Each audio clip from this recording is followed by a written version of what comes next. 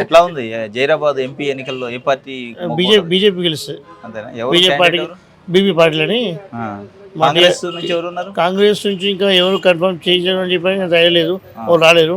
Okay. ఎప్పటికైతే BP party పేరే ఇంతకుముందు present MP అయినాడు. అవును.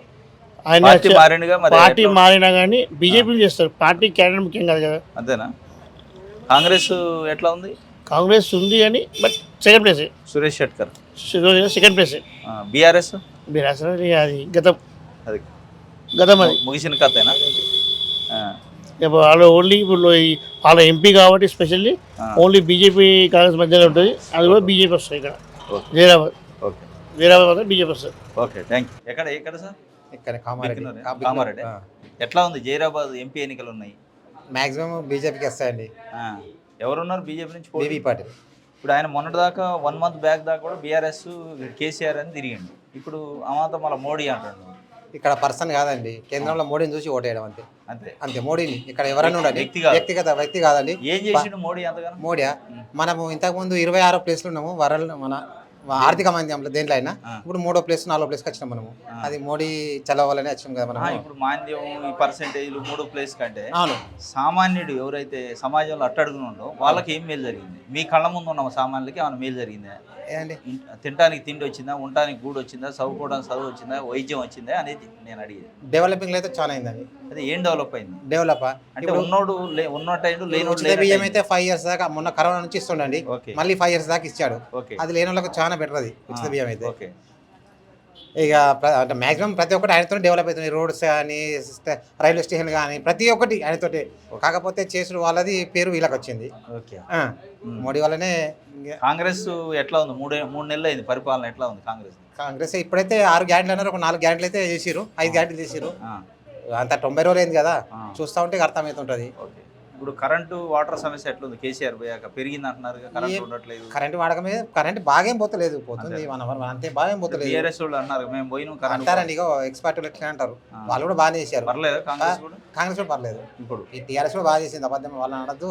ఇక ఆయన మీద కుటుంబ పాలన వ్యతిరేకతో ఓటేసే తప్ప కేసీఆర్ పాలన బాగానే ఉండే. ఓకే, బాగానే ఉండే. ఇప్పుడు కాంగ్రెస్ కూడా పర్లేదు పర్లేదు, చూడాలి కదా అందరూ. ఓటైతే బీజేపీ. ఇక్కడ ఎవరున్నా సరే అక్కడ మాత్రం మోడీ ఉండాలి. ఇక్కడ కాంగ్రెస్ మోడీ కాంగ్రెస్ వస్తే వేరే లీడర్ అంత కుటుంబ పాలన ఇక్కడ చెప్పండి.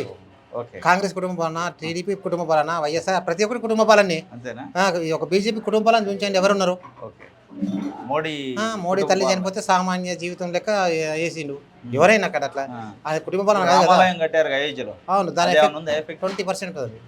20% ఎఫెక్ట్ లేదే. ఇప్పుడు అయోధ్యకి ఇంతకుముందు ఎవరు లేకపోతే ఇప్పుడు ట్రైన్లలో ఎంతమంది, ఎన్ని ట్రైన్లు పోతున్నాయి, ఎంత వేల మంది పోతున్నారు. ఏమొస్తుంది? ఇప్పుడు దేవుడికి మనం రోజు పూజ చేసుకుంటాం, గుడి చేసుకుంటాము ఇన్ని రోజులు. ఇప్పుడు 300 ఏళ్ళ నుంచి నడుస్తుంది అక్కడ బాబ్రీ మసీద్ అని. వీళ్ళు వచ్చాక అయింది కదా. ఇన్ని ఇప్పుడు కాంగ్రెస్ వాళ్ళు చేసిరు 60 ఏళ్ళు 50 ఏళ్ళు చేసిరు, మరి వాళ్ళ గాంధీ వీళ్ళు చేసిరు కదా. ఇప్పుడు ఈయన కూడా వస్తే తప్పులు తలాక్ ఒకటి, ఎన్ఐఏ ఒకటి, ప్రతి ఒక్కటి నేను చేస్తా ఉంటుండే. ఇప్పుడు కూడు లేనివాడు కూడు వస్తుందా అంటారు, గుడి కడితే రాదు కదా. కూడు రాకుండా డెవలపింగ్ తో అన్ని వస్తాయండి. ఒకదాంతో ఒకటి వస్తుంది, ఒకదాంతో ఒకటి లింక్ ఉంటుందండి. ఒకదానికి ఒకటి లింక్ ఉంటుంది. ఒక డెవలప్ అయితే ఒకటైతే ఒకటి. ఇప్పుడు అంటే బియ్యం అయితే రైసు 5 ఏళ్ళు కరోనా నుంచి ఇప్పుడు 7 ఏళ్ళ నుంచి ఇస్తుంది ఇంచుమించు. ఒక 20 ఒక్కొక్కరికి 6 కిలోలు అంటే ఇచ్చినట్టే కదా. తమ్ముడు సాయి కుమార్. ఎట్లా ఉంది జైరాబాద్ ఎంపీ ఎన్నికలు ఉన్నాయి కదా, ఏ పార్టీకి అనుకూలంగా ఉంది? ఏ పార్టీ ఎవరు నిలబడ్డారు? బీజేపీకి. ఎవరు నిలబడ్డారు క్యాండిడేట్? బీబీ పాటిల్. అంతేనా? మొదట బీఆర్ఎస్ అంటే బీఆర్ఎస్ లో ఉండే, ఇప్పుడు బీజేపీలోకి వెళ్ళింది కదా, టికెట్ ఆయనకే కన్ఫర్మ్ అయిపోయింది ఆల్రెడీ. కాంగ్రెస్ నుంచి కాంగ్రెస్ నుంచి పెద్ద టచ్ లేదు. మరి బీబీ పాటిల్ పార్టీ మారిండుగా, మారిన ఎఫెక్ట్ ఏం లేదా? ఎఫెక్ట్ ఏమి ఉండదు. అంతేనా? మారకపోతేనే ఏమన్నా ఎఫెక్ట్ ఉంటుండే కానీ మారింది కాబట్టి కంపల్సరీ. బీఆర్ఎస్ మారకపోతేనే ఎఫెక్ట్ ఉండేది, యాంటీ ఉండేది. ఇంతకు ముందు ఆల్రెడీ 4000 ఓట్ల మెజారిటీ 6000తోనే తగ్గిపోయింది కదా. కాబట్టి ఇప్పుడు బీజేపీలోకి కంపల్సరీ వస్తాడు.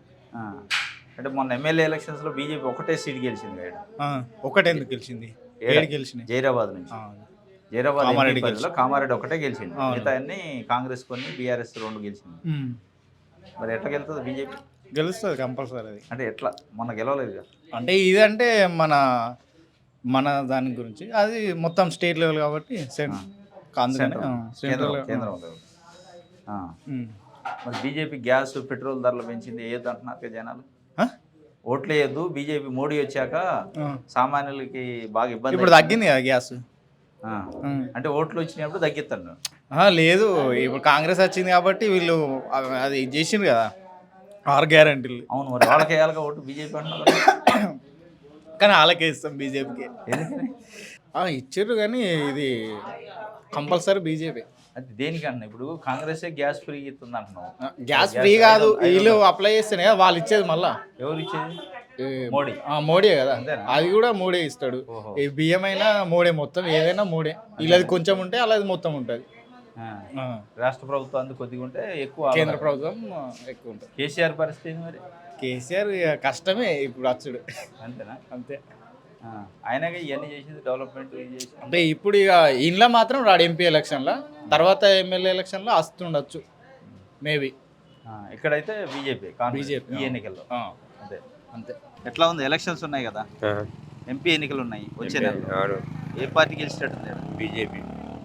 ఎవరున్నారు క్యాండిడేట్? బీబీ పాటిల్. అంతేనా? ఆయన మొన్న బీఆర్ఎస్లో ఉండగా. బీఆర్ఎస్లో ఉన్నా కానీ ఇందులోకి వచ్చేసాడు. ఇక ఆల్రెడీ కాంగ్రెస్ నుంచి ఎవరు ఈడ? కాంగ్రెస్ నుంచి ఎవరు అనౌన్స్ కాలేదు. సురేష్ షెట్కార్ మాజీ ఆయన ఎంపీ. ఎట్లా ఉంటుంది? మాజీ ఎంపీ ఆయన కూడా పర్వాలేదు, కానీ ఇక సెంటర్ వచ్చేది అదే బీజేపీ. గవర్నమెంట్ సెంటర్లో బీజేపీ ఇప్పుడు ఫామ్ చేసే గవర్నమెంట్కి ఇది చేస్తే బాగుంటుంది, కానీ ఫండ్స్ కూడా వచ్చే అవకాశాలు ఉంటాయి. ఇప్పుడు ఈ కాంగ్రెస్ నుంచి గెలిపించామనుకో, ఇది ప్రతిపక్షంలో ఉన్నట్టే లెక్క. సెంటర్కి వచ్చేసరికి ప్రతిపక్షం ఇది. అవును, స్టేట్లో రూలింగ్ పక్షం, సెంటర్కి వచ్చేసరికి ప్రతిపక్షం. కాబట్టి రన్నింగ్ ఎంపీ ఉంటే కొంచెం రాష్ట్రానికి కొద్దిగా ఫండ్స్ ఎక్కువ వచ్చే అవకాశాలు ఉంటాయి. ఎట్లుంది జైరాబాద్ ఎంపీ? ఎవరు గెలుస్తారు? ఎవరు గెలుస్తారు అని అనుకుంటే మనం పెట్టుకోవద్దు. బీజేపీకి అయితే ఇప్పుడు ఉన్నది ప్రస్తుతానికైతే. ఎందుకంటే హిందుత్వవాదంతో మనకు దానికోసం ఇంటింటికి రామ మందిరం ఒకటి కట్టారు కాబట్టి మనకు దానివల్ల బీజేపీకి పోయింది. ఇక దాన్ని కొంచెం కాంగ్రెస్ ఎమ్మెల్యేలు టైట్ చేస్తే ఎక్కువ మంది కాంగ్రెస్ గెలిచింది కాబట్టి ఎమ్మెల్యేలు జైరాబాద్ నియోజకవర్గంలో. సో వాళ్ళు కొంచెం గట్టిగా ప్రయత్నిస్తే వాళ్ళు కూడా నెగ్గొచ్చు. టీఆర్ఎస్ అయితే థర్డ్ ప్లేస్ లో ఉంటుంది. అంటే కాంగ్రెస్ బీజేపీ మధ్య కాంగ్రెస్ బీజేపీ మధ్యలోనే పోటీ. ఎందుకంటే హిందుత్వం బాగుంది. యూత్ అనేది ఎక్కువ ఇప్పుడు బీజేపీకి సపోర్ట్ ఇస్తుంది. ఇక కొంచెం ఇప్పుడు కాంగ్రెస్ ప్రభుత్వం కూడా కొన్ని పథకాలు ఇప్పుడిప్పుడే ప్రవేశపెడుతుంది కాబట్టి దానికి కూడా కొంచెం సానుకూలత. కాంగ్రెస్ అభ్యర్థి ఎవరు ఇప్పుడు? సురేష్ షెట్కర్. ఎట్లా ఉంటాడు ఆయన? మంచిగా ఉంటాడా? ప్రజలు ఇంతకు ముందు ఎంపీ చేసిండు కానీ ఇప్పుడు ఎంపీ క్యాండిడేట్ ఎట్లా ఉంటారంటే ఇక పోటీ చేయడమే వాళ్ళంతు. తర్వాత చేసిన తర్వాత వస్తారో రారో అనేది నియోజకవర్గంలో కనీసం ఇంతకుముందు బీబీ పాటిలే ఉండి ఆయన వచ్చింది కూడా తెలియదు, పోయింది కూడా తెలియదు. బీబీ పాటిల్ తిరగలేదు, అసలు తిరగలేదు, జనాలకి రాలేడు. ఒక రకంగా ఆయన రానియలేరు అనుకో. మరి వేస్తారా ఇప్పుడు ఆయనకి ఓట్లు? మరి ఇక ఆయన ముఖం చూడకుండా కానీ బీజేపీ ముఖం చూసి వేయాల్సింది, పార్టీ పరంగా చూసి వేయాల్సింది. ఏ ఊరే? మా లింగంపేట. ఎట్లా ఉంది ఎంపీ జైరాబాద్? ఎవరు గెలుస్తారు? ఇవ్వరకైతే బీబీ పటేల్ లింగంపేట ఎట్లుందో ఆయనకి ఏది కూడా తెలియదు. వచ్చింది తెలియదు, పోయింది తెలియదు. కానీ ఏదంటే బీజేపీకి ఉన్నది మోపు అంటే మోపు ఉన్నది, కానీ బీబీ పటేల్ అయితే ఇక్కడ వచ్చింది అయితే ఏం మాత్రం. మరి ఎవరు అనుకుంటున్నారు జనాలు ఎట్టేద్దామని? కాంగ్రెస్ బీజేపీ? వ్యక్తి మంచోడు ఉండాలి. బీజేపీ అంటే వ్యక్తి మంచోడు ఉండాలి. నిలబడ్డాడు 4-5 సంవత్సరాలు నిలబడ్డాడు. వ్యక్తి మంచోడు ఉండాలి. అదే ఏ పార్టీలో ఉన్నారు మరి? ఏ పార్టీ అంటే గెలిచిన పార్టీ మాది. మరి ఏ పార్టీ? ఈ పార్టీ కాంగ్రెస్. ఏ కాంగ్రెస్ ఈ బీజేపీ మాది. కానీ ఇంతవరకు బీబీ పటేల్ అయితే లింగంపేటకి ఒక్కసారి అయితే రాలేదు. ఏ పార్టీకి వెళ్తుంది ఇప్పటికైతే ప్రజెంట్లీ బీజేపీ. ఎవరు క్యాండిడేట్? బీబీ పటేల్. కాంగ్రెస్ నుంచి సురేష్ షెట్కార్. ఆయనకి ఎట్లుంటుంది? ఆయనకు జర డిమ్మి ఉంటుంది. ఎందుకంటే ఇప్పుడు ఆయన అమెరికాలో పోయి కూర్చుంటుండు. మా నియోజకవర్గం ఎమ్మెల్యే మదన్మోహన్ రావు ఆయన నెలకు 2 సార్లు ఒకసారి వస్తాడు గతం. ఆ తర్వాత ఎడ్దింగ్ వేస్తాడు ఏమో ఆయనకే తెలియదు. ఏది ఎమ్మెల్యేనా? ఓకే. ఇప్పుడు బీబీ పటేల్కు జర ఇంకోసారి ఛాన్స్ వస్తుందా లేదా? ఎందుకంటే టీఆర్ఎస్ నుంచి బీజేపీలో జంప్ అయింది కాబట్టి ఆయన కూడా అవకాశం ఎక్కువ లేదు. కాకపోతే కొద్దిగంత అటు ఇటు చూపిస్తుంది అన్నట్టు అంతే. ఓకే. ఎట్లా ఉంది జైరాబాద్ ఎంపీకి? ఎవరు గెలుస్తారు? ఎవరిని గెలిపిస్తాను? జైరాబాద్ అంటే ఇంతకుముందు బీఆర్ఎస్ పార్టీ నుంచి ఉండే ఆ వ్యక్తి ఇప్పుడు దాదాపుగా బీజేపీలోకి వెళ్ళిపోయింది కాబట్టి ఆయనే గెలిచే ఛాన్స్ ఉంటుంది. ఎవరు? బీబీ పాటిల్. బీబీ పాటిల్. కాంగ్రెస్ ఎట్లా ఉంది? చెప్పలేము సార్, 50-50 ఛాన్సెస్ ఉంటుంది.